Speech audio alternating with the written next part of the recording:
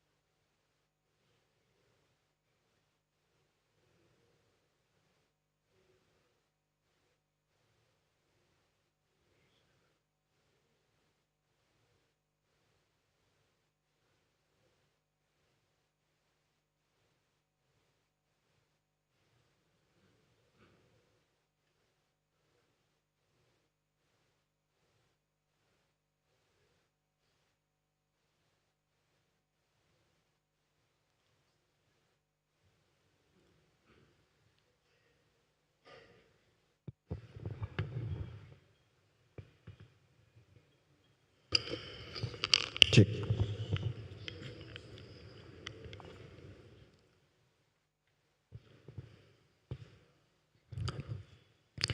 Bismillahirrahmanirrahim. Assalamualaikum warahmatullahi wabarakatuh.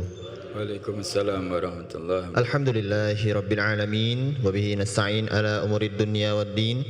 Assalatu wassalamu ala asrafil anbiya'i wal mursalin wa ala alihi wa sahbihi ajma'in, amma ba'du. Hadirin para jamaah salat zuhur Masjid Sultan Mahmud Badarudin Jaya Wikrama Palembang dan pemirsa yang menyaksikan melalui YMA TV maupun TVRI Sumatera Selatan dimanapun Anda berada. Alhamdulillah, segala puji bagi Allah Subhanahu wa taala yang telah memberikan kita nikmat iman, nikmat Islam. Salawat serta salam semoga selalu tercurahkan kepada junjungan kita, suri tauladan kita, Nabi Muhammad sallallahu alaihi wasallam. Hari ini hari Senin tanggal 17 Ramadan 1446 Hijriah bertepatan dengan 17 Maret 2025 Milariah. Telah hadir bersama kita guru kita Al-Mukarram Al-Habib Abdurrahman bin Hasan Al-Habsyi yang akan menyampaikan ceramah dengan tema cara untuk mendapatkan pertolongan dari Allah Subhanahu wa taala. Kami informasikan kepada para jamaah bahwasanya bagi yang ingin bertanya, kami persilakan di akhir ceramah nanti untuk mengangkat tangannya dan menuju ke mikrofon yang telah kami sediakan dengan menyebutkan nama, domisili dan pertanyaan yang akan diajukan. Sebelum memulai acara kita pada siang hari ini, marilah bersama-sama kita membukanya dengan membaca surah Al-Fatihah. Ala hadihin niyah wa ala kulli niyatin salihah wa ila hadratin Nabi Muhammad sallallahu alaihi wasallam. Al-Fatihah. A'udzubillahi minasyaitonir rajim. Bismillahirrahmanirrahim. Alhamdulillahirabbil alamin arrahmanirrahim maliki yaumiddin. Iyyaka na'budu wa iyyaka nasta'in. Shiratal mustaqim shiratal ladzina an'amta 'alaihim ghairil maghdubi 'alaihim waladdallin. Amin. Dan kami himbau juga kepada para jamaah bagi yang belum berniat iktikaf silakan untuk meniatkan iktikaf, dan barang-barang bawaan para jamaah silakan dijaga sendiri atau dititipkan pada tempat yang telah kami sediakan. Hadirin jamaah salat zuhur dan pemirsa yang menyaksikan melalui YMA TV maupun TVRI Sumatera Selatan dimanapun Anda berada, selanjutnya marilah bersama-sama kita dengarkan dengan khusyuk, hadirkan hati kita, kita dengarkan ceramah yang disampaikan oleh guru kita Al-Mukarram Al-Habib Abdurrahman bin Hasan Al-Habsyi dengan tema cara untuk mendapatkan pertolongan dari Allah Subhanahu wa taala. Kepada Habib fa'alaihi falyatafaddal mashkura. Sallu ala Nabi Muhammad. Assalamualaikum warahmatullahi wabarakatuh. Bismillahirrahmanirrahim. Alhamdulillahilladzi hadana li hadza wa ma kunna linahtadiya laula an hadanallah. Asyhadu an la ilaha illallah wahdahu la syarikalah wa asyhadu anna sayyidana wa nabiyana Muhammadan abduhu wa rasuluh.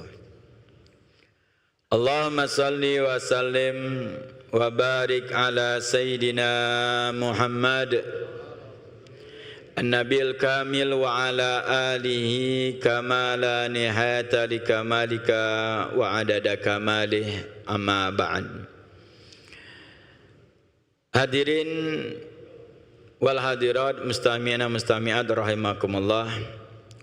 Terlebih dahulu kita bersyukur kepada Allah atas segala nikmat yang Allah berikan kepada kita, terutama nikmat iman dan nikmat Islam, kesehatan, kesempatan dan juga nikmat taufik dari Allah Subhanahu wa taala.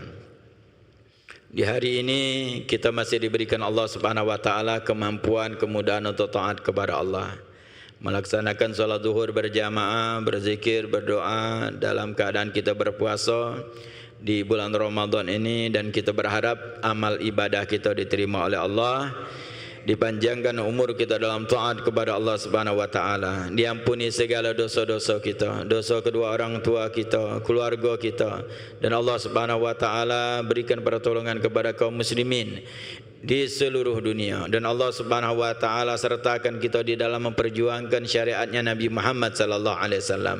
Dan mudah-mudahan sisa daripada bulan Ramadan ini kita akan bertambah barokah, bertambah dekat dengan Allah Subhanahu wa taala, bertambah kita taat kepada Allah, taat kepada Rasul sallallahu alaihi wasallam, hingga Allah berikan kepada kita semua husnul khatimah fi khairin wa lutfin wa afiyah, amin ya rabbal alamin.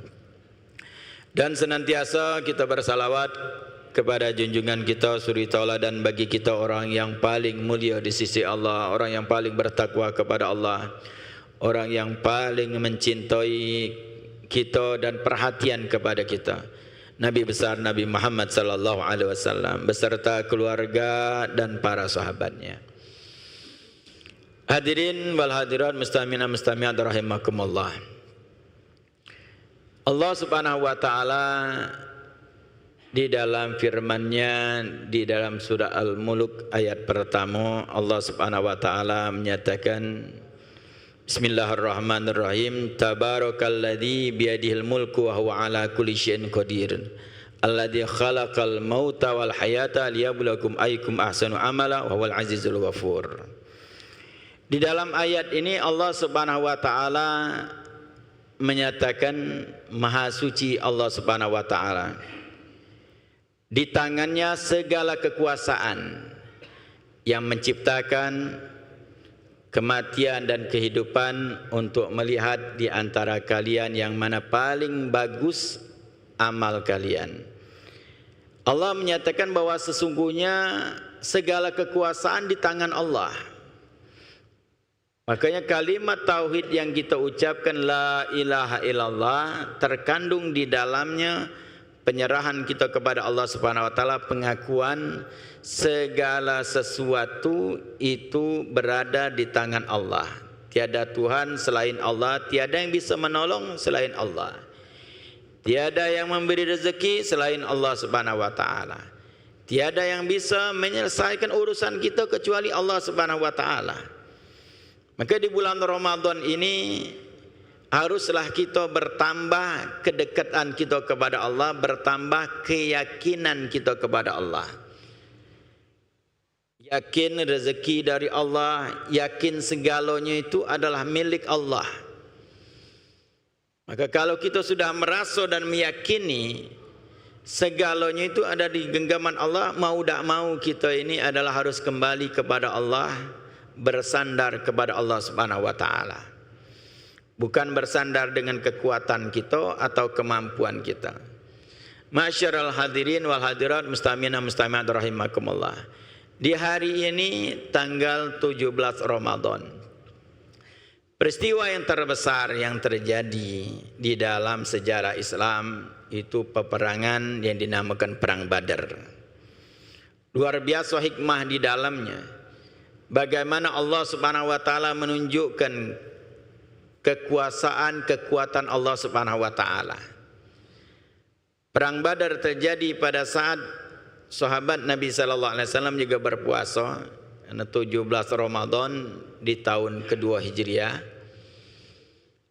Nabi sallallahu alaihi wasallam merintahkan sahabat awalnya memang untuk mencegat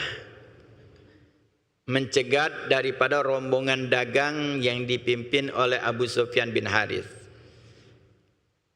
dari Syam ke Mekah, membawa harta-harta orang-orang kafir pada saat itu. Karena sudah diizinkan Nabi SAW para sahabat untuk berjihad, membela diri, berperang. Karena sebelumnya ketika dakwah di kota Mekah dengan kelembutan Nabi SAW, dengan kesabaran Nabi dan para sahabat Nabi SAW, dikecam, dicaci maki, disiksa, bahkan dibunuh, dan belum diperintahkan untuk berperang melakukan perlawanan. 13 tahun Nabi SAW melakukan hal tersebut karena ini perintah Allah. Ketika hijrah ke Madinah tahun kedua Hijriah itu diizinkan untuk berperang, diizinkan untuk membela diri.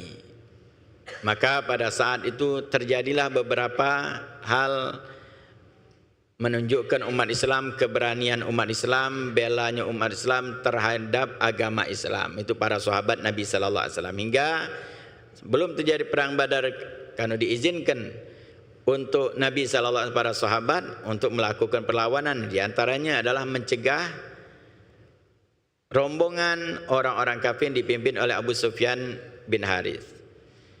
Singkat cerita, Nabi sallallahu alaihi wasallam mengajak sahabat yang berjumlah 313 atau namakan ahli Badar.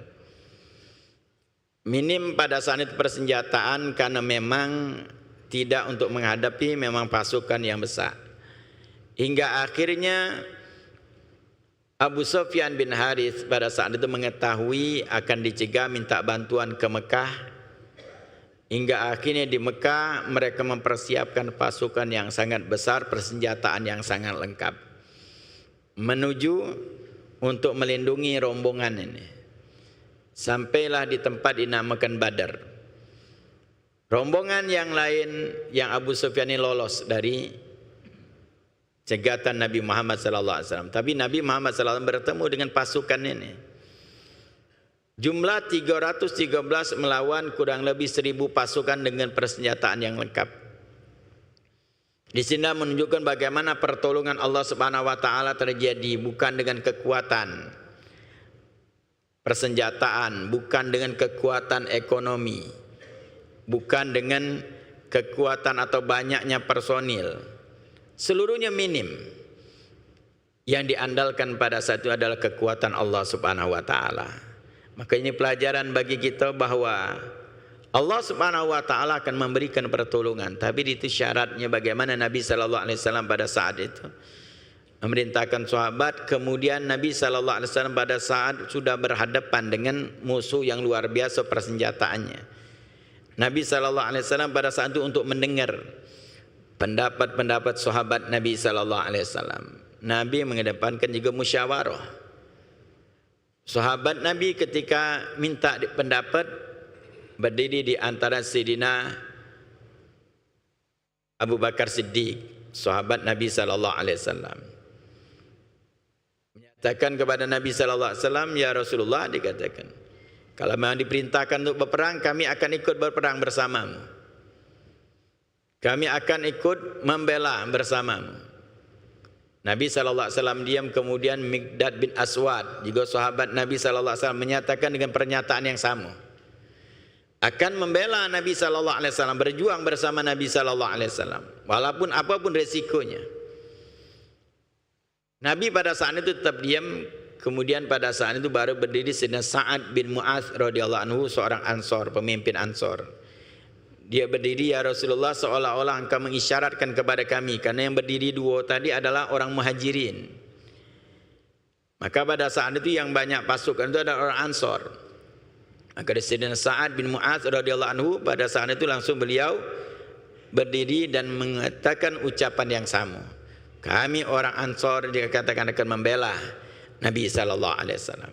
Lihat bagaimana keteguhan sahabat Nabi sallallahu alaihi wasallam, selagi perintah Allah maka kita akan jalankan ini perintah Allah. Maka terjadilah akhirnya peperangan yang dimenangkan oleh umat Islam atas bantuan Allah Subhanahu wa taala, turunnya para malaikat. Ribuan malaikat turun untuk membantu berperang membela Nabi sallallahu alaihi wasallam, membela umat Islam. Di sini menunjukkan bagaimana Allah akan memberikan pertolongan ketika pada saat seluruh umat Islam berserah kepada Allah, taat kepada Allah, taat kepada Nabi sallallahu alaihi wasallam. Tidak ada yang melanggar sedikit pun. Mereka taat kepada Nabi sallallahu alaihi wasallam. Diperintahkan Nabi untuk berperang walaupun dengan persenjataan yang minim, personil yang sedikit. Juga cerita di dalam hal para nabi dan rasul sebelumnya. Nabi Allah Nuh alaihissalam ketika diperintahkan Allah Subhanahu wa taala membuat kapal di atas gunung. Ini sesuatu hal yang juga di luar akal. Kalau secara logika perang Badar juga demikian, kalah umat Islam. Nabi Nuh diperintahkan Allah Subhanahu wa taala membuat kapal di atas gunung. Ini logikanya kalau membuat kapal pinggir pantai. Tapi karena perintah Allah Subhanahu wa taala, beliau laksanakan.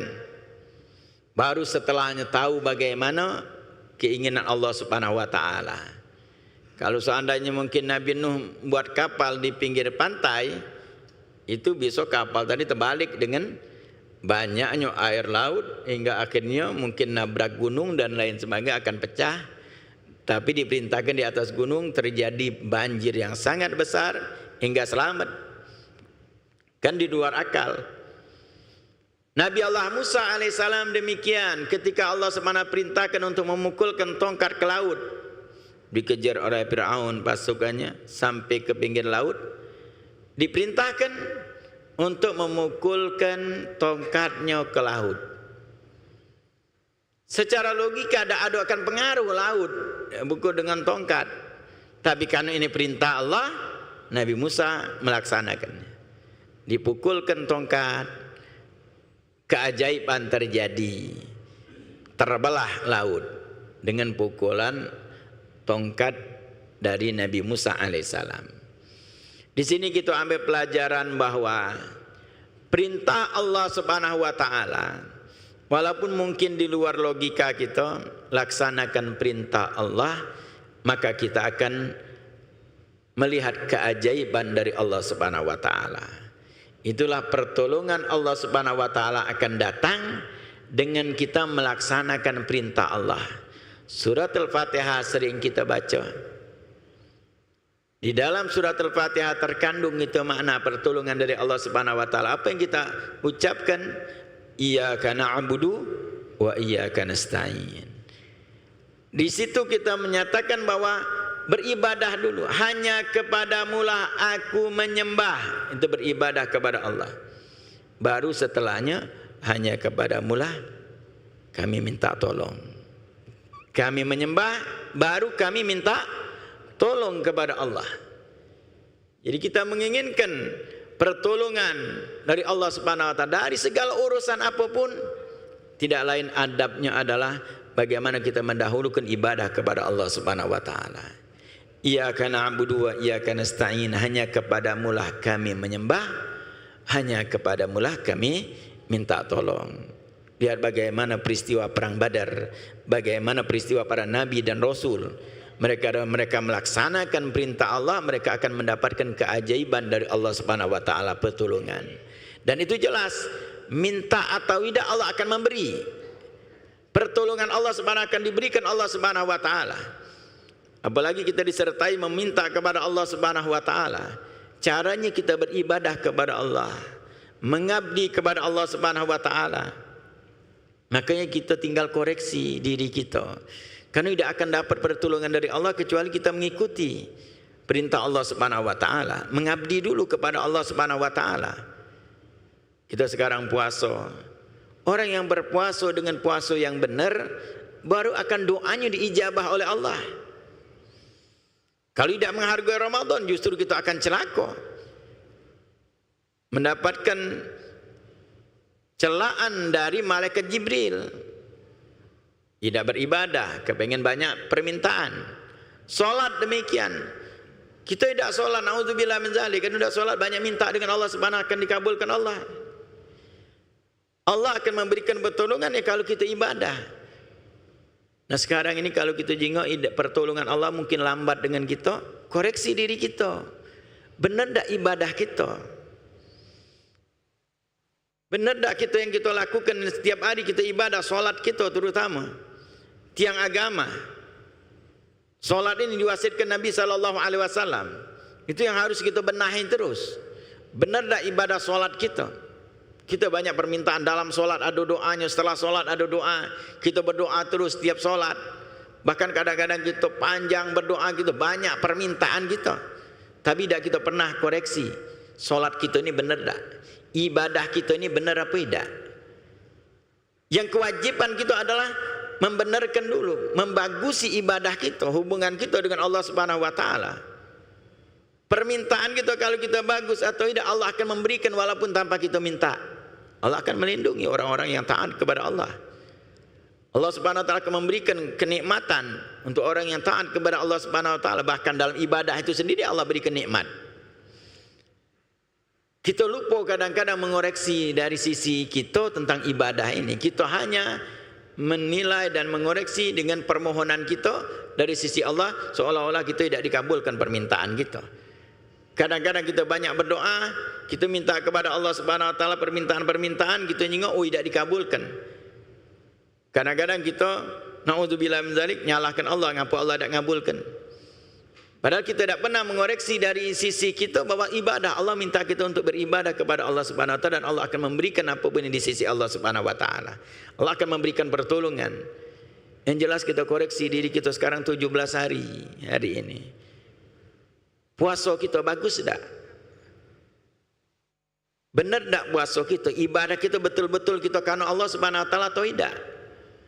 Sebab kalau bagus ibadah kita, pasti kita akan sudah dapat ini hari ke-17 ini keajaiban dari Allah Subhanahu wa taala, pertolongan dari Allah Subhanahu kita dapatkan. Sudah setengah lebih kita lewat di Ramadan ini. Ibadah kita, solat malam kita, solat tarawih kita, doa yang kita panjatkan luar biasa. Ada tidak dapat pertolongan dari Allah Subhanahu wa taala, tanda tanya dalam kehidupan kita.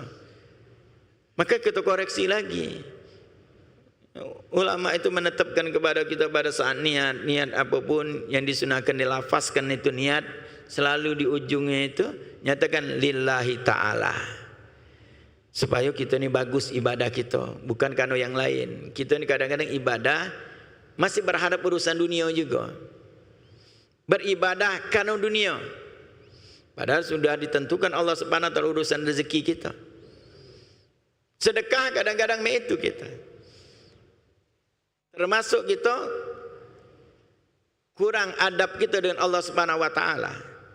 Ketika pada saat kadang-kadang kita sedekah berharap ada balasan. Balasannya apa? Balik lagi duit tadi. Sedekah 10, kalau gak datang 100. Nah, ini ibadah yang model ini, kadang ibadah ini dia makan suul adab kita dengan Allah Subhanahu wa taala. Minta ada balasan. Kalau tidak tu tidak dengan aku, tidak akan sedekah. Padahal rezeki itu dari Allah juga. Ikhlaskan diri kita ibadah itu karena Allah, sedekah karena Allah. Itu Allah akan memberikan keajaiban. Jangan kita berharap dengan itu. Juga para nabi tidak ada berharap mereka itu apa? Nak selamat, tidak perintah Allah. Nabi Musa mukulkan.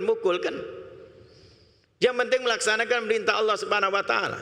Maka waktu perang Badar Nabi mengumpulkan sahabat itu adalah perintah Allah Subhanahu wa taala mereka ditekankan. Ketika mereka ikhlas karena Allah, tidak berharap apa-apa, yang penting membela Nabi Muhammad SAW, membela agama Islam, Allah turunkan malaikat. Tidak mereka nak minta dulu, kalau kami perang, mana ada bantuan dari Allah tak? Turunkan malaikat tak? Tidak mereka tanyakan itu. Mereka yang penting berperang. Itu yang harus kita lakukan, bahwa ibadah dulu kita. Bagus sih ibadah kita. Justru itu membuat kita tidak ikhlas ketika kita berharap urusan dunia. Sedekah 10, berharap 100, sedekah 100, berharap 1000, sedekah 1000, berharap seterusnya kita ada harapan itu urusan Allah mau memberikan kepada kita. Yang di sisi kita bagus dan ikhlaskan ibadah kita. Baru di situ akan keajaiban dari Allah Subhanahu wa taala. Mereka yang mendapatkan hal tersebut, yang mereka sedekah, itu tidak berharap mereka untuk mendapatkannya. Sayyidina Abdurrahman bin Auf radhiyallahu anhu, terkenal sahabat Nabi sallallahu alaihi wasallam, memiliki harta yang berlimpah. Apakah beliau ketika bersedekah itu berharap balasan? Tidak. Justru Sayyidina Abdurrahman bin Auf radhiyallahu anhu, kalau dia nak sedekah, kepengen dia tu tak punya harta, miskin sudah, biar di akhirat kaki hisapnya ringan. Karena ketika Nabi sallallahu alaihi wasallam mengabarkan bahwa di akhirat itu adalah orang kaya hisapnya berat, lama. Akan 500 tahun orang sudah selesai masih dipertanyakan ini orang yang memiliki harta. Beliau bersedekah menginginkan ringan biar di akhirat, bukan mengharapkan minta tambahan. Tapi ketika beliau melaksanakan hal tersebut karena Allah Subhanahu wa taala, karena akhirat, Allah berikan balasan tambahan lagi. Maka Sayyidina Abdurrahman bin Auf itu sambil berusaha dia diinfakkannya hartanya. Di perang Tabuk itu paling banyak beliau menginfakkan hartanya untuk berperang. Setiap beliau dapat berinfakkan. Bahkan waktu perang Tabuk itu luar biasa beliau berinfak, sampai dikatakan hartanya itu tinggal sedikit. Beliau banyak menginfakkan. Dan pada saat itu musim panen sebenarnya, panen kurma waktu perang Tabuk itu. Perang itu jauh, memakan waktu yang lama. Hingga sahabat yang ikut perang balik dalam peperangan itu belum sempat mereka tuh mempanen kurmonya. Kurma itu kalau tidak dipanen dia busuk di batang. Ketika balik yang punya kebun ya merasa ya rugi, tidak bisa dia panennya. Tapi Sayyidina Abdurrahman bin Auf pada saat itu beliau menyatakan, kalian kebun-kebun kalian yang biasa aku beli, karena Sayyidina Abdurrahman seorang pedagang, tetap akan aku beli walaupun mana kondisinya, tetap aku beli, tidak akan aku kurangi harganya. Dibeli tetap. Sahabat yang lain tidak usahlah dikatakan. Ini sudah tidak bisa lagi untuk dikelola, sudah busuk di batang. Tapi tetap Sayyidina Abdurrahman bin Auf membelinya. Dia minta supaya sahabat menerimanya. Dibeli sampai habis hartanya. Dapat kurma, cuman kurma busuk di batang. Disimpan beliau, dibawa, dipanen, dibawa tetap. Beliau beli tetap. Beliau merasa senang karena beliau beribadah itu, berinfak, bersedekah bukan untuk minta balasan urusan dunia, tidak. Karena dia kata membantu sahabat yang lain dan dibiar ringan di dalam akhirat hisabnya. Tapi Allah berkehendak lain. Pada saat beliau sudah membeli, ternyata datang orang dari Yaman mencari kurma yang busuk di batang. Ternyata itu obat. Di Yaman ada wabah penyakit yang obatnya adalah kurma masak di batang, yang busuk di batang. Akhirnya ketika ke Madinah yang terkenal memang banyak kok batang kurmanya, maka mereka datang, akhirnya mereka nyatakan ada Abdurrahman bin Auf banyak. Dia datang, yang kurma tadi diborong dengan harga yang mahal. Jadi kaya lagi beliau. Nah itu di dalam muamalah kita dengan Allah Subhanahu wa taala demikian. Kita hanya tugas kita itu beribadah. Jangan kita banyak kendak. Kalau misalnya terlambat kita pertolongan dari Allah, terlambat ijabahnya doa, koreksi lagi ibadah kita. Benar tak ibadah kita? Kalau mungkin kita koreksi, mungkin kalau ada tes nian urusan masalah solat, mungkin kita ini sisip banyak tak lulus. Belum lagi bacaan solatnya, gerakan solatnya, belum lagi maknanya. Kita hanya kadang-kadang merasa cukup sudah. Sudah aku solat, yang penting aku solat 5 waktu. Aku solat tarawih, aku solat malam. Tapi tidak pernah kita mengoreksi kualitas ibadah kita. Sayyidina Ali radhiyallahu ta'ala anhu arda, beliau menyatakan ihtimamukum biqabuli a'mal afdal min ihtimamukum bikasratil amal. Perhatian kalian dengan diterimanya amal, itu kualitas ibadah, lebih bagus daripada perhatian kalian dengan banyaknya amal. Maka kualitas itu, maka sahabat Nabi SAW yang mereka berinfak satu mud, itu dikatakan Nabi SAW lebih abdal, lebih hebat daripada orang lain yang sedekah walaupun satu gunung emas. Kenapa? Kualitasnya yang mereka ini ibadah itu, kalau berinfak memang ikhlas karena Allah Subhanahu wa taala. Kalau sholat itu mereka itu betul-betul sholat. Kalau kita ini mungkin kadang-kadang hanya sekadar melaksanakan kewajiban. Yang itu yang harus kita koreksi lagi dari sisi kita itu ibadah kita. Berarti Allah akan memberikan pertolongan dalam permasalahan kita. Ibadah itu ada urutannya. Ada nama kewajiban kita dulu, ada urutan. Baik itu kita dalam masalah urusan harta berinfak, itu ada urutannya. Masalah zakat, nafkah, itu kewajiban. Baru setelahnya infak-infak yang sunnah. Solat itu ada solat wajib, solat sunnah. Dalam solat itu juga ada namanya bacaan wajib, ada urutannya.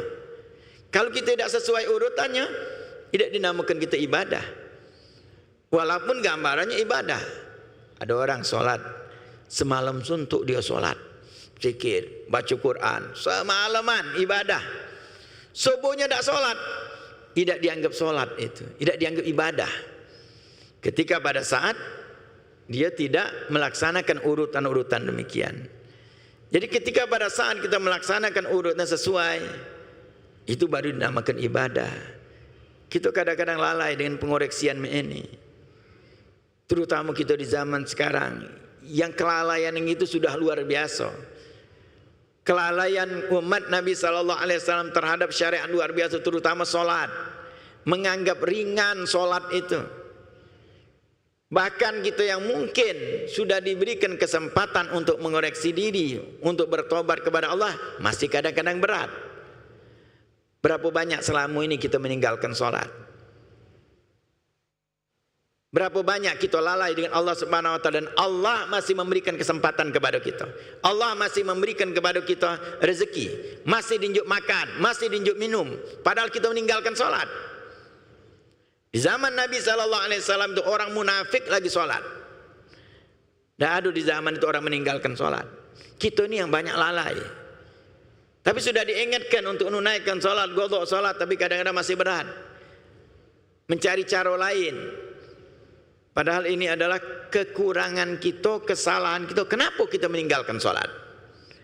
Kenapa kita pada saat itu tidak belajar? Kenapa kita sibuk dengan urusan dunia? Kan kesalahan kita. Beruntung Allah Subhanahu wa taala masih memberikan kepada kita kesempatan untuk hidup di dunia ini. Kalau kita belum sadar, belum diingatkan, ternyata banyak meninggalkan sholat. Oh, kita tidak tahu. Tidak baca lagi penyesalan pada saat itu. Kalau sekarang masih manfaat. Masih manfaat penyesalan kita. Cari cara bagaimana kita untuk bertobatnya. Karena tobat orang yang meninggalkan kewajiban, dia harus tunaikan kewajiban itu. Itu tobat orang yang meninggalkan kewajiban. Karena maksiat itu ada dua, meninggalkan kewajiban dan melakukan yang dilarang. Lawan daripada takwa, takwa imtithal awamir wa ijtinabun nawahi. Itu orang takwa, melaksanakan perintah Allah, menjauhi larangan Allah. Ketika tidak takwa, tidak takut kepada Allah, meninggalkan kewajiban, melakukan yang dilarang. Dan itu mungkin sudah pernah kita lakukan. Sudah pernah kita lakukan, dan di Ramadan ini kesempatan untuk memperbaiki diri menjadi orang takwa, imtithalul awamir. Yang harus kita lakukan, yang banyak kita meninggalkan kewajiban, tunaikan kewajiban-kewajiban yang kita tinggalkan. Orang yang meninggalkan zakat, dia mestinya kewajiban zakat bertahun-tahun, mestinya dia ada wajib mengeluarkan zakat. Akan tetapi dia lalai. Mungkin dia tidak tahu ilmunya, tidak pernah belajar. Dan itu kesalahan dia. Kenapa tidak belajar? Kenapa tidak bertanya? Dia memiliki harta, dia harus bertanya. Bertahun-tahun tidak mengeluarkan zakat. 5 tahun tidak mengeluarkan zakat. Akhirnya bangkrut. Habis hartanya. Ketika habis hartanya baru dia tobat. Nah, tobat daripada zakat, dia harus tunaikan zakat. Kalau ada dia duit lebih, rezeki lebih, tidak boleh dia infak dan infak sunnah. Mau dia infak di masjid atau nunjuk fakir miskin dengan bahasa infak atau sedekah sunnah. Yang harus dia tunaikan adalah kewajiban itu mengeluarkan zakatnya. Dia hitung harus zakatnya itu selama 5 tahun itu. Berapa dia yang dia tidak keluarkan zakatnya itu, dan dia keluarkan. Itu tobatnya. Oh, kalau sudah kebanyakan, ya goyoi. Ada 10.000 dia niatkan zakat. Ada 100.000 dia niatkan zakat. Lama-lama berkurang. Begitu juga masalah kewajiban sholat kita. Sholat kita yang selama ini kita lalai, beruntung Allah masih memberikan kesempatan. Ini ibadah yang harus kita lakukan. Itu baru dinamakan mengabdi kepada Allah. Beribadah itu tunduk, taat kepada Allah, taat kepada aturan syariat. Itu namanya ibadah. Kalau sholat kita banyak meninggalkan sholat, aturannya ya tunaikan sholat. Karena mestinya sholat itu tidak boleh kita tinggalkan. Bagi kita lanang ini, tidak ada uzur meninggalkan sholat. Nah, sholat itu keringanannya luar biasa sudah. Sholat itu di mana tempat boleh, yang penting suci. Tidak harus di masjid. Sholat itu dalam keadaan apapun boleh. Pakaian walaupun kotor, yang penting suci. Yang penting nutup aurat. Kemudian tidak mampu berdiri, duduk. Orang sakit. Tidak mampu duduk, berbaring. Tidak mampu berbaring, terlentang. Tidak bisa bergerak badan, ucapan. Tidak bisa juga ucapan di hati. Diringankan. Selagi akal masih ada, kita wajib menunaikan sholat. Selama ini ternyata kita lalai. Sadari bahwa kita ini telah lalai dengan perintah Allah. Makanya pertolongan Allah Subhanahu wa taala lambat kita dapatkan karena kita belum tahu caranya bagaimana kita minta. Pertolongan Allah itu harus kita mengabdi dulu kepada Allah.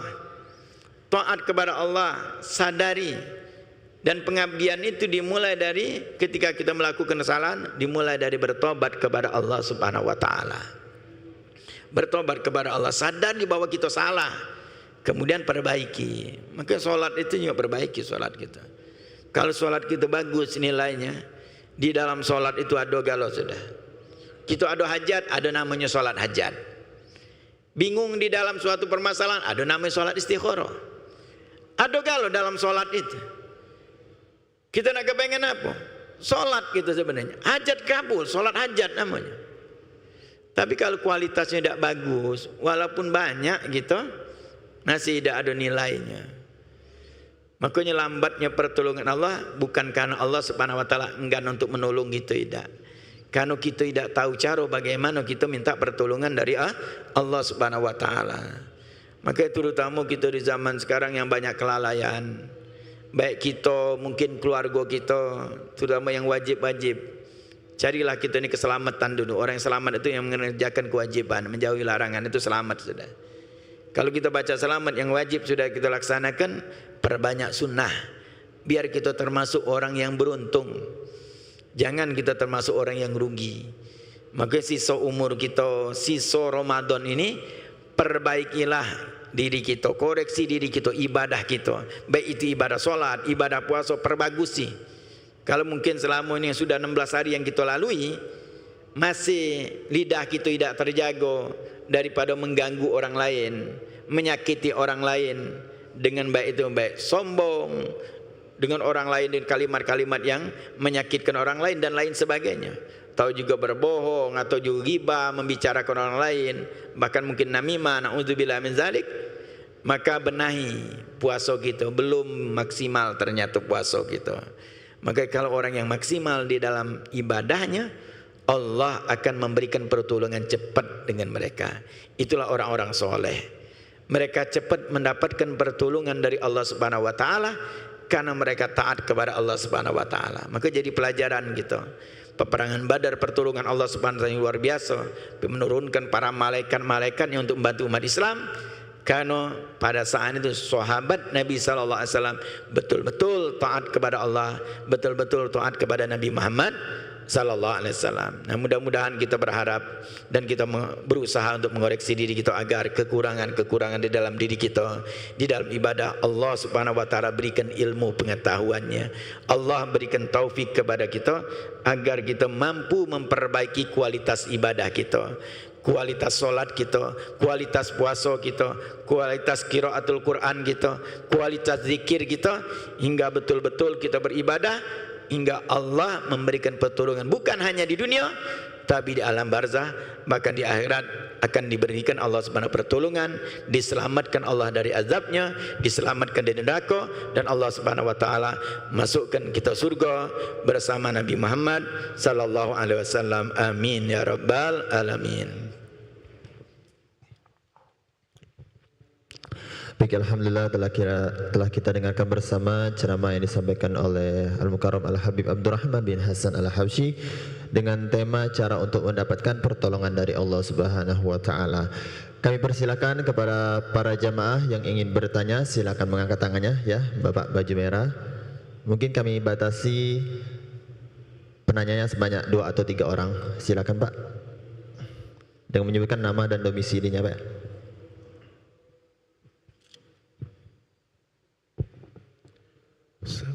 Assalamualaikum warahmatullahi wabarakatuh. Waalaikumsalam warahmatullahi wabarakatuh. Nama saya Rizal, tinggal di Jakabaring. Saya ingin minta pendapat Ustadz, karena kaitan yang Ustadz bicarakan tadi, saya pernah dengar dari 6.666 ayat yang ada di Quran, itu 5.000-an lebih membina kita untuk berakhlak. Apakah benar itu? Kemudian yang kaitan dengan Ustadz tadi, kalau semuanya sudah kita kerjakan, kebanyakan manusia sudah melaksanakan kegiatan-kegiatan yang hilafiyah, seperti sholat, kemudian puasa, tapi akhlaknya tidak dijaga, itu Allah juga akan memurkakan kita. dan tidak akan diterima oleh Allah. Akhlak-akhlak itu banyak bentuknya yang saya pelajari ya. Nah, jadi inti daripada kehidupan kita ini apakah ditekankan kepada akhlak, terutama akhlak ini yang bisa menghancurkan ibadah-ibadah kita kalau tidak dijalankan. Itu saya minta pendapat dengan Ustadz, karena kehidupan kita sementara, tapi akhlak dibawa sampai ke akhirat. Demikian. Wassalamualaikum warahmatullahi wabarakatuh. Waalaikumsalam warahmatullahi wabarakatuh. Pertanyaan yang luar biasa berkenaan dengan akhlak. Sayyidah Aisyah radhiyallahu taala anha pernah ditanya tentang akhlaknya Nabi Muhammad sallallahu alaihi wasallam. Dijawab singkat oleh Sayyidah Aisyah radhiyallahu taala anha, kana khuluquhul Quran. Adapun akhlaknya Nabi adalah Al-Quran. Jadi Nabi sallallahu alaihi wasallam itu adalah praktek Al-Quran ada pada Nabi. Ini sumber akhlak. Tidak lain ketika kita berbicara tentang akhlak, berbicara tentang Nabi Muhammad sallallahu alaihi wasallam. Karena Allah sudah memuji tentang akhlaknya Nabi Muhammad sallallahu alaihi wasallam. Karena khuluqul Quran, kata Sayyidah Aisyah, adapun akhlaknya Nabi sallallahu alaihi wasallam itu Al-Quran, praktek Al-Quran. Wa innaka la'ala khuluqin azim, kata Allah Subhanahu memuji Nabi Muhammad sallallahu alaihi wasallam. Sesungguhnya engkau di atas akhlak yang terpuji. Jadi kalau berbicara akhlak adalah berbicara Nabi Muhammad sallallahu alaihi wasallam. Ini standar. Yang dinamakan akhlak itu Nabi Muhammad sallallahu alaihi wasallam, standar kita. Akhlak itu adalah ada urutannya, ada namanya berakhlak dengan Allah. Akhlak itu adalah praktek ilmu. Berakhlak dengan Allah, itu yang utama. Makanya orang yang tidak sholat itu orang yang tidak berakhlak dengan Allah. Jadi kalau ada orang yang sholat dianggap orang yang tidak sholat, kemudian dia dikatakan itu berakhlak baik. Misal ada pertanyaan, yang mana bagus? Orang yang tidak sholat tapi dia berakhlak baik, ada orang yang sholat tapi tidak berakhlak. Yang mana? Yang bagus? Ini pertanyaan tidak sinkron. Tidak sih? Tidak mungkin orang yang tidak sholat itu berakhlak, tidak mungkin. Karena jelas orang yang tidak sholat itu tidak berakhlak dengan Allah. Tapi kalau ada yang sholat tapi dia tidak berakhlak dengan manusia, sholat ini perlu dikoreksi. Sholatnya perlu dikoreksi. Karena Allah sudah menyatakan di dalam Al-Quran, inna sholata tanha anil fahsya wal munkar. Sesungguhnya sholat mencegah daripada perbuatan keji dan mungkar, yaitu perbuatan yang tidak berakhlak. Jadi kalau ada orang sholat tidak berakhlak, dia tidak bagus akhlaknya, berarti koreksi sholatnya. Sebagaimana seperti tadi disampaikan bahwa kita ini butuh pengoreksian. Orang yang melaksanakan perintah Allah itu pasti dia berakhlak bagus. Tapi kalau misalnya dia melaksanakan belum berakhlak bagus, berarti dia masih harus koreksi. Jadi itu berakhlak dengan Allah, kemudian berakhlak dengan Nabi Muhammad sallallahu alaihi wasallam, berakhlak dengan guru, berakhlak dengan orang tua. Itu ada urutannya. Yang mana harus kita berakhlak dengannya, berbuat baik. Jadi akhlak itu standarnya ada Nabi Muhammad sallallahu alaihi wasallam. Karena kalau berbicara akhlak sekarang ini, standar definisi akhlak itu sendiri kadang-kadang beda. Ini yang membuat orang kadang-kadang memvonis si anu tidak berakhlak, si anu kurang akhlak. Kadang-kadang dia memahami akhlak itu sendiri adalah dengan definisi yang dia punya. Nah ini yang membuat kadang-kadang perbedaan itu masalah definisi ini sangat penting. Apa itu akhlak? Itu yang harus kita tahu dulu hingga kita bisa mengukur sesuatu. Oh ini bukan akhlak, oh ini bukan. Itu makanya dinamakan definisi. Kita enggak tahu yang mana bukan akhlak, yang mana akhlak. Seperti misalnya kita definisi kopiah. Harus lengkap. Kopiah adalah pakaian laki-laki yang dipakai di atas kepala, warnanya macam-macam, enggak tahu gitu. Dan jenisnya itu kok kopiah, tidak ada biasanya bulat atau lonjong, nah itu kopiah. Hingga ketika orang nunjukkan topi, kita tahu ini bukan kopiah, ini topi. Ketika kita tahu definisi kopiah, begitu juga akhlak. Sebab kalau kita tidak tahu definisinya, maka definisi ini macam-macam yang sekarang ini definisi, hingga kadang-kadang kita salah menuduh orang. Orang yang berakhlak kita anggap tidak berakhlak, orang yang tidak berakhlak kita anggap berakhlak. Seperti tadi karena definisi akhlak itu sendiri tergantung ada kepentingan masing-masing. Orang ada kepentingan untuk misal memojokkan seorang kiai. Oh itu kiai itu tidak berakhlak. Ada orang datang, dia tidak berdiri nyambutnya. Misalnya ada kiai, dia duduk, ada orang datang, tidak disambut, tidak berdiri dia nyambutnya. Orang lain nilai, oh ini kiai tidak berakhlak. Padahal sebenarnya hakikat akhlak itu hanya kadang-kadang orang itu sendiri yang tahu. Sebab nyambut orang itu misal orang itu orang yang kayo, wong kayo, wong berduit, itu dalam syariat Nabi SAW dalam hadisnya man tawadhu'a lil ghani salih linau dhahaba sulusai dinihi. Barang siapa yang tawadhu, merendahkan diri dengan wong kayo yang soleh, karena kekayaannya 2/3 agamanya hilang. Nah, jadi dia menjaga dirinya. Ini kalau aku nak nyetel itu agak sago. Ada orang kadang-kadang lemah, dia menghormati itu menghormati karena kesolehannya, karena mungkin dia ada hal-hal yang lain, atau harus ada niat itu. Karena untuk apa? Berakhlak dengan Allah yang diutamakan. Bukan dengan manusia, berakhlak dengan Allah. Ini yang repot kita, antara kita dengan manusia, antara dengan Allah Subhanahu wa taala. Itu harus kita mendahulukan Allah Subhanahu wa taala. Makanya kalau penilaian wong itu terserah, kalau kita pribadi nak nilai terserah. Kita ini yang perlu menjaga akhlak kita dengan Allah Subhanahu wa taala.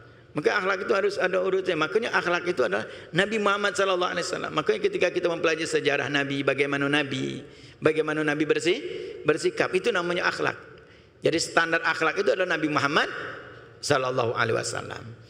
Maka kalau ada juga statement menyatakan bahwa yang penting akhlak daripada ilmu. Banyak itu. Kadang-kadang diartikan kalimat ini akhlak lebih utama daripada ilmu. Untuk menyudutkan ulama ini sangat bahaya. Ulama percuma dia banyak ilmu tapi tidak berakhlak. Akhlak ini bukan untuk kita nilai wong lain, tapi akhlak itu untuk nilai diri kita dewek. Karena ini akhlak itu adalah praktek ilmu. Akhlak itu tidak akan kita tahu itu suatu akhlak kecuali dengan ilmu. Yang mana baik, yang mana tidak baik. Dari mana kita dapat? Dengan ilmu. Jadi kalau salah, kalau orang menyatakan bahwa tidak perlu ilmu, yang penting akhlak. Terus dari mana kita tahu akhlak itu? Kalau tidak dari ilmu. Maka akhlak itu sebenarnya adalah praktek ilmu. Orang dapat ilmu tapi dia tidak mempraktekkannya, nah itulah namanya ilmunya sia-sia. Akhlak itu adalah praktek ilmu. Akhlak itu sebenarnya akhlak batiniah sebenarnya, bukan zohir. Kalau zohir ini orang munafik lebih pacak. Nabi ketika datang, dia hormatnya luar biasa, tegak nyambut Nabi, tapi di hatinya dia benci dengan Nabi. Kalau berbicara akhlak sebenarnya di dalam ilmu tasawuf adalah akhlak batin, tawadhu, ikhlas. Itu adalah akhlak namanya, merendah diri, ikhlas, takut dengan Allah, berharap hanya dengan Allah. Itu namanya akhlak. Kalau berbicara tentang masalah akhlak itu yang bagus itu. Kalau ilmu zohir, nah itulah dinamakan ilmu zohir itu ketika dia tidak berakhlak, itu artinya dia sholat tapi sombong. Nah ini namanya dia laksanakan tapi sombong, tidak berakhlak dia. Merasa lebih baik dari orang lain. Iblis itu luar biasa ilmunya, ibadahnya, tapi dia tidak berakhlak. Kenapa tidak berakhlak? Dia tidak taat kepada Allah Subhanahu wa taala, dia sombong, dia hasud. Itu yang tidak berakhlak. Makanya kalau berbicara masalah akhlak itu panjang lebar yang jelas. Al-Quran memang menjelaskan banyakan tentang masalah aktivitas akhlak. Itu tidak lain yang dicontohkan Nabi Muhammad sallallahu alaihi wasallam. Itulah Nabi sallallahu alaihi wasallam yang mempraktekkan Al-Quran. Itu Nabi sallallahu alaihi wasallam. Jadi kalau kita memahami Al-Quran, pahami Nabi Muhammad sallallahu alaihi wasallam. Nah, itu tentang masalah akhlak. Makanya kita berusaha berkenaan dengan akhlak, berusaha kita dewek. Kita koreksi diri kita ini berakhlak atau tidak. Berakhlak. Kalau kita ngoreksi orang lain, kita tidak pantas untuk ngoreksi karena kita belum punya kapasitas itu. Kita belum punya keahlian untuk kita ngoreksi orang lain karena kita orang lain itu tidak tahu batinnya. Karena masalah akhlak itu berbicara masalah batin seseorang. Entah masalah ibadah dia, ya belum tentu. Tapi kita secara zahir, kalau kita nak pengen berakhlak adalah pandanglah manusia itu dengan kebaikannya, hingga kita tidak merasa lebih baik daripada wong itu. Itu kalau kita nak kita berakhlak. Kalau kita menuduh orang yang tidak berakhlak, itu sudah kita memponis diri kita sebenarnya tidak berakhlak. Karena kita merasa lebih baik dari wong itu. Itu bahaya bagi kita. Oh, si anu itu tidak berakhlak, si anu tidak berakhlak, si anu tidak berakhlak. Oh, si anu berakhlak. Kita ngoreksi. Seolah-olah kita sudah kalau aku berakhlak, kalau aku baik, si anu tidak baik, itu bahaya. Pandanglah wong lain itu lebih baik daripada kita. Itu ciri-ciri kalau kita ini berakhlak, tidak kita ngoreksi wong lain, tapi ngoreksi diri kita. Sudah ada kita ini berakhlak. Makanya akhlak yang utama adalah bagaimana kita berakhlak dengan Allah Subhanahu wa taala, beradab dengan Allah Subhanahu wa taala. Dan Nabi sallallahu alaihi wasallam orang yang paling beradab dengan Allah, paling berakhlak dengan Allah, paling beribadah pada Allah, paling mulia di sisi Allah Subhanahu wa taala. Mudah-mudahan kita mampu mencontoh Nabi Muhammad sallallahu alaihi wasallam dalam aktivitas keseharian kita yang mencerminkan akhlak yang baik dari Nabi Muhammad sallallahu alaihi wasallam.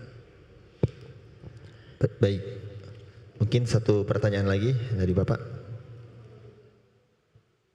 Assalamualaikum warahmatullahi wabarakatuh, Ustaz. Waalaikumsalam warahmatullahi wabarakatuh. Nama saya Safril dari 28 Ilyah, daerah Skana. Ustaz tadi mengatakan kalau kita menghormati orang yang kaya, oleh karena kekayaannya, maka akan 2/3 dari iman kita akan hilang. Nah, bagaimana kalau di Ponemena sekarang ini, kejadian ini saya lihat di media sosial itu ya, ada seorang tokoh ulama yang kaya-kaya yang tertangkap karena korupsi, jelas itu jahat kan. Tapi dia itu ya ini suka menyumbang-nyumbang juga ya untuk tempat-tempat ibadah, kiai-kiai kan. Nah, tapi beliau itu tertangkap karena suatu kasus ya. Nah, bagaimana sampai musola atau tempat-tempat yang mereka ya naungin itu ya, sampai mengirimkan Al-Fatihah untuk mendoakan mereka, mendoakan dia tadi. Itu bagaimana? Termasuk dah itu yang 2/3 yang seperti Ustaz katakan tadi. Itu saja Teh. Assalamualaikum warahmatullahi wabarakatuh. Hadis tadi menunjukkan adalah kita merendahkan diri kita, merendahkan diri. Man tawadhu'a itu adalah dia merendahkan diri dengan wong yang kaya, yang soleh kanu kekayaannya. Maka kita tidak boleh kita merendahkan diri kita dengan kekayaan. Tapi kalau berkenaan dengan mendoakan wong, siapapun itu selagi umat Islam didoakan. Setiap saat kita, bahkan kita menjadi arkan khutbah mendoakan umat Islam seluruhnya. Kita sholat salam itu juga seluruhnya kita doakan keselamatan kepada umat Islam. Assalamualaikum warahmatullahi wabarakatuh. Apa maknanya? Semoga keselamatan atas kalian dan rahmat Allah. Siapa? Seluruhnya saudara kita umat Islam. Dan yang terpenting kita doa itu adalah keselamatan di akhirat, kebaikan di akhirat. Kalau urusan wong melakukan segala itu bukan urusan kita. Maka tadi kita pengoreksian diri kita. Kalau minta doa ke siapa? Doanya ke baik. Atau orang kafir minta doakan, tapi doanya porsinya beda. Kalau kafir doanya minta biar dapat hidayah orang kafir. Orang maksiat minta doakan. Tak doakan biar dia tobat dari maksiatnya. Dia maksiat, mana doakan. Kan porsi doanya itu kebaikan. Jadi kalau minta doakan. Ada rombongan wong yang narkoba minta doa, doanya doa ke ustaz, doa ke biar dia tobat. Itu cara doanya. Orang kafir doanya biar dapat hidayah. Orang punya kesusahan doanya biar lepaskan kesusahannya. Kalau doa itu adalah ibadah bagi kita, mendoakan kebaikan. Terlepas daripada tingkah laku wong itu kita tidak tahu wong itu nak masih. Misalnya ada wong terjadi mabuk maksiat, dia minta doa akan mudah-mudahan dia bertobat kepada Allah. Kan kau bertobat baca ya baik. Setelahnya dia nak melakukan lagi, ya terserah. Apa kita berdosa mendoakan? Tidak, boleh pahala kita. Dikabulkan Allah pada doa kita. Ya tergantung Allah Subhanahu wa taala dikabulkan. Yang jelas kita boleh pahala sudah mendoakan wong. Ingat urusan kita ini. Perbuatan orang lain itu bukan urusan kita. Selagi kita tidak tahu, tidak membahayakan kita. Mau nak maksiat nak apa, selagi kita tidak tahu tidak bahaya bagi kita. Karena akan bertanggung jawab masing-masing. Apalagi sesuatu hal yang tidak tahu. Jangan kita ngomong masalah ini. Tahu dari mana kita? Sesuatu yang tidak tahu sudah tutup. Ya dah. Wallahu a'lam. Tidak tahu. Wong itu nak baik atau nak tidak. Itu bukan urusan kita. Urusan kita diri kita masing-masing urusan kita ni. Kalau urusan wong kita tidak tahu. Urusan wong itu kalau kita nyingok nian kemungkaran. Makanya Nabi dalam hadisnya, idza ra'aitumu munkaron. Kalau kamu nyingok kemungkaran, bukan kalau kamu dengar. Nabi tidak ngomong kalau kamu dengar kemungkaran, tidak. Kalau nyingok jelas nian, tahu nian. Baru di situ ada tugas gitu. Fal yughayyir. Baru ubah itu kemungkaran kalau kamu nyingok. Tapi kalau tidak nyingok, tidak, sudah. Yang kita dengar kabar itu mungkin benar, mungkin tidak. Bukan urusan gitu sudah. Maka kalau kita muamalah dengan manusia, kaidahnya dikatakan bahwa amilun nas bima taro wala tu amilun nas bima tasma. Muamalah lah, bergaulah dengan manusia itu yang kamu jingok ben. Bukan yang kamu dengar, yang dengar macam-macam. Yang dengar dari wong ini yang dengar dari wong ini ini banyak. Pro kontra itu ada. Perbuatan itu ada baik, ada jahat manusia itu. Itu bukan urusan kita. Kalau kita tidak tahu jawab Allah alam. Ya tidak tahu nih kita tidak tahu untuk apa dengan urusan wong kita ini. Berarti tadi kalau wong minta doa ya doa ke. Kalau misalnya wong susah, doakan biar terlepas dari kesusahannya. Kalau dia melakukan dosa, doakan biar diampuni Allah dari dosa. Kalau dia tidak bagus, doakan dia jadi bagus. Itu namanya doa. Bukan kita doa itu mendukung suatu kejahatan, bukan. Mendoakan ada pasti doa yang baik. Maka selagi wong lain yang kita doakan doa yang baik seluruhnya. Jadi kalau orang yang, makanya kata Nabi sallallahu alaihi wasallam, tolong orang yang zalim dan orang yang terzolimi. Sahabat heran, unsur zalim wa mazlum, kata Nabi sallallahu alaihi wasallam, bantu orang yang zalim dan orang yang terzolimi.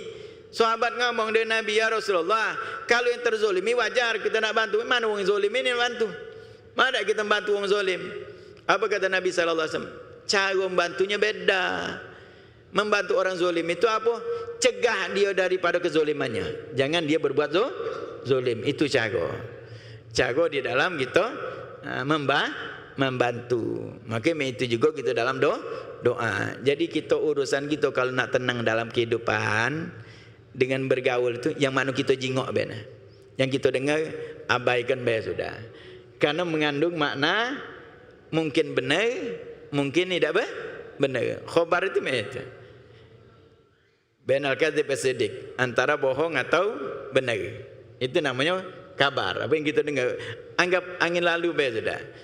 Kalau kita hidup kita nak tenang, anggap angin lalu. Kita tak tahu baik, kita memang tak tahu gitu. Tapi kalau yang kita jingok, nah ini ada tanggung jawab. Makanya di zaman sekarang ini kita nak selamat, jangan banyak bergaul gini.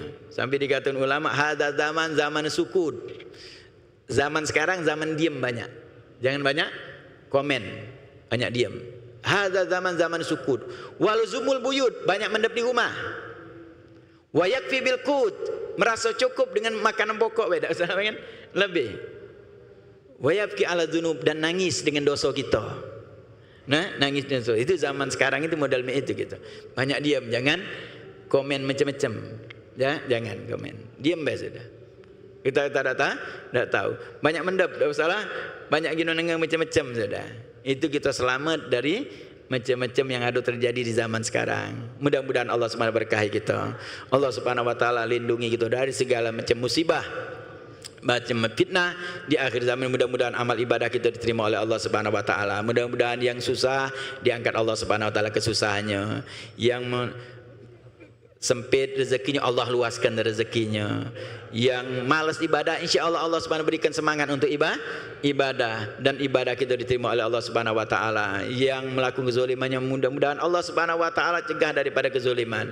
Yang terzalim yang mudah-mudahan Allah Subhanahu berikan pertolongan dan Allah berikan limpahan rahmat kepada mereka, dan Allah Subhanahu wa taala kumpulkan kelak kita bersama Nabi Muhammad sallallahu alaihi wasallam di surganya Allah Subhanahu wa taala. Amin ya rabbal alamin. Rabbana taqabbal minna innaka antas samiul alim wa tub alaina innaka antat tawwabur rahim. Allahumma aghnina bil ilm wa zayyina bil hilm wa akrimna bit taqwa wa jamilna bil afiyah wa haghina bit taqwal istiqamah wa aidna min mujibatin nadamah innaka sami'ud du'a. Allahumma rzuqna ilma ladunya masyraf safilani wa hab jagani wa sallallahu ala sayyidina Muhammadin nabiyil ummi wa ala alihi washabihi wasallam walhamdulillahi rabbil alamin. Wassalamualaikum warahmatullahi wabarakatuh. Waalaikumsalam warahmatullahi wabarakatuh. Alhamdulillah, syukran jazakallah khair kepada guru kita Al Mukarram Al